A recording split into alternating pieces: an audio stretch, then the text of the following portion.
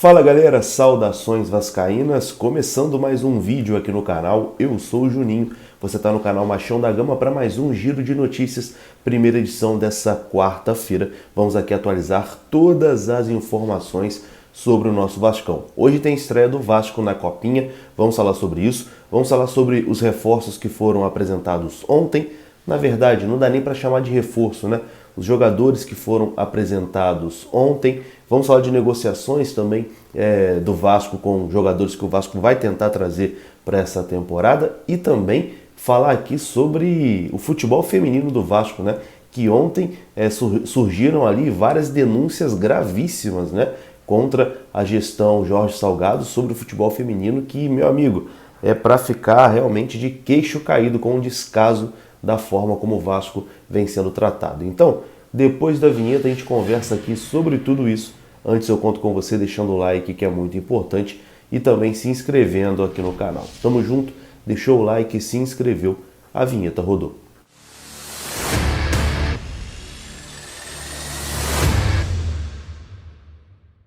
E então, bora lá, meus amigos, começando mais um vídeo. Vamos aqui direto para os assuntos, sem enrolação. Vamos falar de Vasco e hoje é dia de Vasco. Hoje tem jogo do Vasco, isso mesmo. O Vasco estreia hoje na Copa São Paulo de Futebol Júnior, a popular Copinha, né? A estreia do Vasco será às 11 horas da manhã, hoje pela manhã ainda, né? Com transmissão do Sport TV. O Vasco vai enfrentar o Lagarto. Vasco e Lagarto, a partida será no Estádio Municipal de Santana de Parnaíba, no interior de São Paulo. Então o Vasco estreia hoje na Copinha, 11 horas da manhã, contra o Lagarto.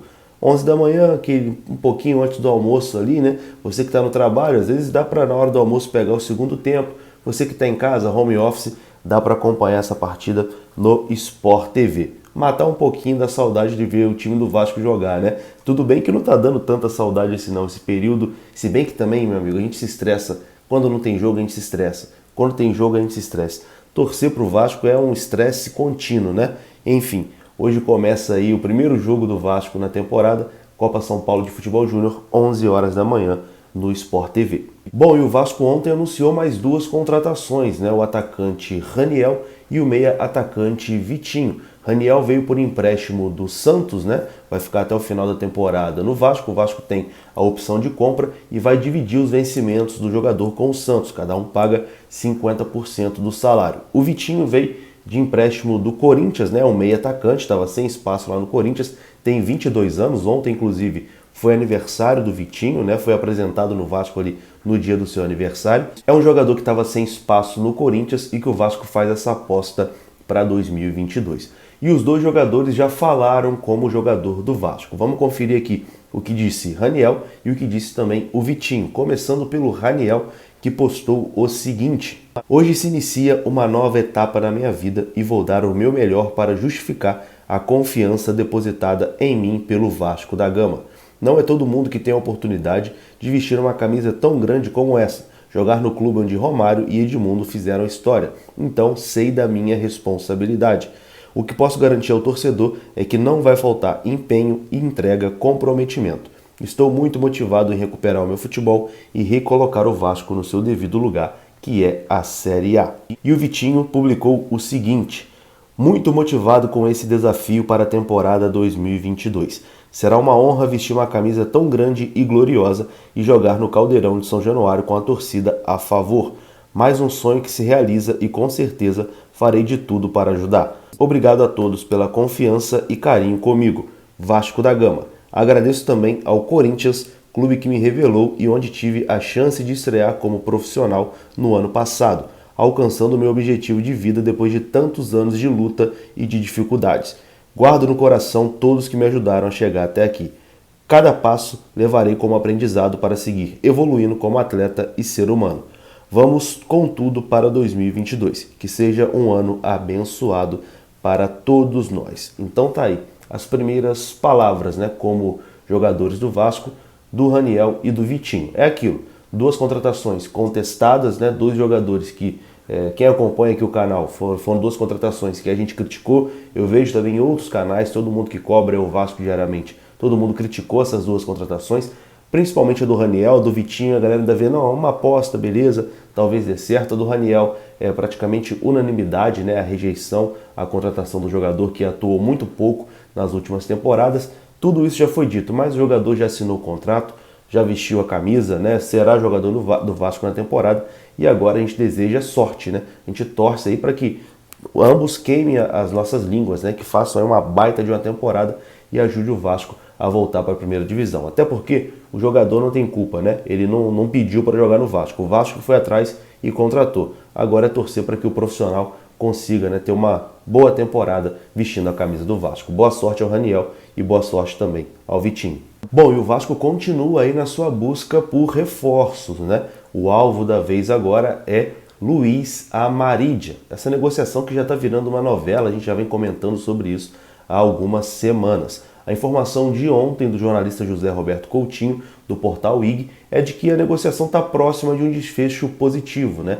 Entre Vasco e Amarídia, tudo ok, o jogador aceitou a proposta do Vasco e colocou na cabeça dele que ele quer jogar no Vasco da Gama, é o desejo do jogador, ele quer jogar no Vasco nessa temporada, tanto que ele não se reapresentou ao Vélez, né? O Vélez queria que ele se reapresentasse, ele não foi, bateu o pé e não foi, ele não quer ficar no Vélez, quer vir para o Vasco. E a informação de ontem é que o jogador e o Vélez também já conseguiram entrar num acordo ali para liberação. Falta o Vasco entrar num acordo com o Vélez. O Vélez fez ali uma contraproposta ao Vasco, o Vasco tem que ajustar ali alguns termos, né, e oferecer ao Vélez ali uma proposta. Então falta isso, o Vasco também está numa lentidão danada em relação a isso. Não adianta se resolver com o jogador se você não se resolver com o clube, né, que tem ali o contrato do jogador. Então falta o Vasco se resolver com o Vélez e a gente espera que essa semana aí a gente tenha novidades sobre isso. Outra coisa que a gente pode ter de novidade essa semana também é para a lateral direita, né? O Carlos Brasil já tinha confirmado que o Vasco está fechado com o lateral direito e que em breve iria anunciar esse jogador. O nome é mantido em segredo e a gente fica aqui na expectativa também sobre esse anúncio. Pode acontecer essa semana, quem sabe ainda hoje. Bom, e para encerrar esse vídeo aqui, vamos falar sobre as graves denúncias que a jornalista Bruna Teixeira publicou ontem no seu Twitter, né, em relação ao descaso que o Vasco vem tendo com o futebol feminino. E era uma promessa de campanha de Jorge Salgado e da Mais Vasco que o Vasco teria o maior investimento do Brasil no futebol feminino. O que a gente vem acompanhando hoje é um descaso e que as jogadoras do Vasco estão sendo muito maltratadas. E aqui, antes de ler aqui o que a jornalista publicou, eu já falo o seguinte: não interessa se o futebol feminino não tem audiência, se o futebol feminino não é rentável. Eu sei que o principal é o futebol masculino e nem do futebol masculino eles estão cuidando, mas o ponto que a gente tem que bater aqui é que foi mais uma promessa de campanha que eles fizeram e não estão cumprindo. Isso tem nome e sobrenome. Isso se chama estelionato eleitoral. O que a Mais Vasco fez, não só em relação ao futebol feminino, mas em tantas coisas, se chama estelionato eleitoral. Isso é muito sério. E eu vou ler aqui os relatos, né, da Bruna Teixeira sobre o descaso do Vasco com o futebol feminino. Ela publicou o seguinte: conversei com uma atleta e ela me disse que as meninas estão com as bolsas atrasadas há 3 meses. Algumas ganham R$300 e a grande maioria não recebe mais de R$1.000. Enquanto isso, os outros clubes se profissionalizam e cumprem os direitos dos trabalhadores. As jogadoras trabalharam o Campeonato Carioca inteiro e passaram até mesmo as férias sem receber. Elas ainda tiram dinheiro do valor da passagem. Muitas moram longe e ficam impossibilitadas de irem aos treinos. Resumindo, elas vão treinar quando podem.